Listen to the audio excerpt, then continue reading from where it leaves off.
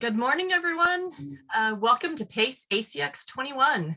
I'm Casey Vincent. I'm the Director of Events for PACE, and we are thrilled that you're here. We were excited to be in person. We were hoping to be in person this year, but at least the great thing with virtual is that we are able to reach a whole lot more people than we would have otherwise. So that is definitely a good thing.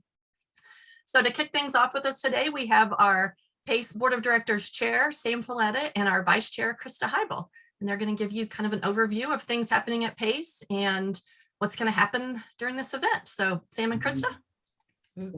Thanks, Casey. And as she mentioned, we certainly would have loved to be seeing an auditorium full of smiling faces, but we appreciate everybody taking time out of their busy day to join us virtually. We're super excited about today's event. And again, just wanted to express our appreciation for not only the support of PACE ACX, but really the support of PACE throughout the entire pandemic. Like most of you, we've learned to adapt and overcome and add some different features and change the way PACE engages with community members. And I'll go over a few of those things in year in review so that everybody's aware of all the things that have been going on recently at PACE. But before I did, I wanted to give a few special shout outs of appreciation for those that have made a dramatic impact to PACE in the last year. So first of all, our board of directors, as Casey mentioned, the executive committee includes myself and Christa, Mark Bomer and Carmit DeAndrea, as well as a group of another dozen or so committed volunteers who give their precious time, probably at a greater premium than it's been recently over the last year. So we really appreciate the board of directors, the staff who have been constantly adjusting to really a different world and a different engagement model and have done an exceptional job over the past 18 months maintaining the level of service and communication that comes from PACE. And our sponsor and exhibitor community, particularly there's a few special sponsors we wanted to call out by name for today: Newstar, CSG, Infinity, and Teleperformance. They will be spending time in the exhibitor hall, as well as you'll hear a few introductions of keynotes and events throughout the rest of the day. So truly appreciate not only the few that I've named, but the entire community really getting behind PACE and kind of supporting a giant transition for all of us, for an industry that's probably seeing as much change as any other industry out there. So wanted to go through a few different updates for you, really 2021 and the second half of 2020. Our core values really haven't changed, or our core kind of value proposition to the community is identical to what it's always been, which is community, education, and advocacy. So a few highlights in each of those segments. So around community, we launched a new website, which probably is better described as a membership portal. So we realized in a world where community is a little bit limited by physical presence, the next best thing is a digital community. So we upgraded paceassociation.org to include a bunch of features that we didn't previously have, which includes things like community insights, member connections. There's going to be a job board that launches in 2022. So there's just a much more robust digital community around the website than what you're probably used to in the past. So if you haven't registered or engaged there, I certainly encourage you to do that. Around education, always one of our hallmark kind of features. We had last year's virtual event. There were over 1,000 attendees, over 40 hours of content that has been generated and stored and is available to members to this day. Our desktop summit, which was the virtual version of the Washington Summit. For those of you who are staying close to the regulation, I don't need to remind you that it is more significant than ever and picking up some velocity. So the fact that we really have the experts in the industry as a part of our team really goes a long way in keeping our members informed and prepared to understand exactly how to react. There were over 250 registrants for that event and over 13 hours of content. Again, that's still available to members as we speak. There's a community insights and community chat that I mentioned on the paceassociation.org. And then this year was the first year that PACE hosted National Customer Service Week. So we know many of you have celebrated National Customer Service Week for years. When PACE acquired ICSA, They were actually the originators of National Customer Service Week. So this was the first year that we hosted it virtually, and it was an incredible success. So we had over 600 attendees. We had celebrations each day of the week. We had keynotes, some of which you'll be lucky enough to hear from again today. But it was a really, really encouraging sign and really spoke to the community that we have around PACE, that's something that we could bring into the fold and celebrate with all of you. And then advocacy, as I mentioned, our group of experts and those that are staying close to regulations continue to deepen our relationships with the regulators. So we're getting more information than ever, and we're sharing that more frequently, and I think in a more actionable form than we have in the past. So we give you the ability really to understand how to transition some of that news into an individual strategy.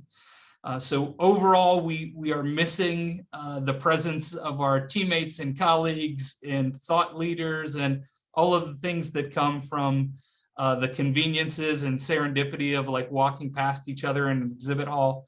But we truly appreciate the support of all of you joining us virtually. And we're super excited about what we have to present. So to talk a little bit about ACX and really about PACE into 2022, I will turn it over to our Vice Chair, Krista Hibel. Thanks, Sam. You got me all excited. It's good to be here. I also agree with Sam. It would have been fantastic to see all of you in person, but we're grateful for participation and support today. And as we look into 2022 and really look at those same pillars of community, education, and advocacy, I am excited to say that from a community perspective, our next event will be ACX22, and that is planned in Amelia Island, Florida, March 22nd or 20th to the 22nd. So you can go to paceacx.com for more information on that. And I apologize, I said that under the community pillar, that was under the education pillar, but it's really both. So we're really optimistic that at the end of March, we're finally going to have that opportunity to all be back together again. Additionally, from a community perspective, PACE continues to explore possibilities and opportunities to formalize more strategic partnerships. So a lot of my time in the vice chair role has been spent on working with other associations and organizations in the last year and a half, 2 years. We've been able to offer some mutual events with other organizations such as SOCAP this last year. We've been able to offer discounted membership and attendance to other organizations, events, and vice versa, invite them into the fold, which, as Sam indicated, has really increased a lot of our registration and attendee numbers in a kind of forced digital scenario. But we believe that under the broader umbrella of good business practices, customer experience, education, networking, community, there's a whole lot of synergy with other groups, and we're looking at really creative ways and some really exciting ways moving into next year to do that. So there's power in numbers in bringing more people together. And last but not least, in advocacy, as Sam indicated, things have been heating up a little bit on that side. So we continue to expect some additional changes and increased activity. I think one of the things that PACE continues to try to do is stress the importance and really the critical nature of the government affairs and advocacy work that we do that impacts businesses way beyond what I think they always appreciate when it comes to communication and efforts on our part on behalf of just good business practices. So if you have not already been involved or had your organization involved in staying abreast of that or participated in our compliance officer forums that happen monthly, we definitely encourage you to check those out and register for those. Just a ton of things happening and a really good way to stay on top of some really critical business information for your organization. So we're looking forward to just being more and together next year with all of you. So I think that's That's the main message we have for you all this morning. So thank you. We were worried we weren't going to get this done in 15 minutes, Sam, and we actually have like 2 minutes to spare. If I could juggle, I would juggle. Yeah. So what we do want to encourage you to do is you will have to log into the next session.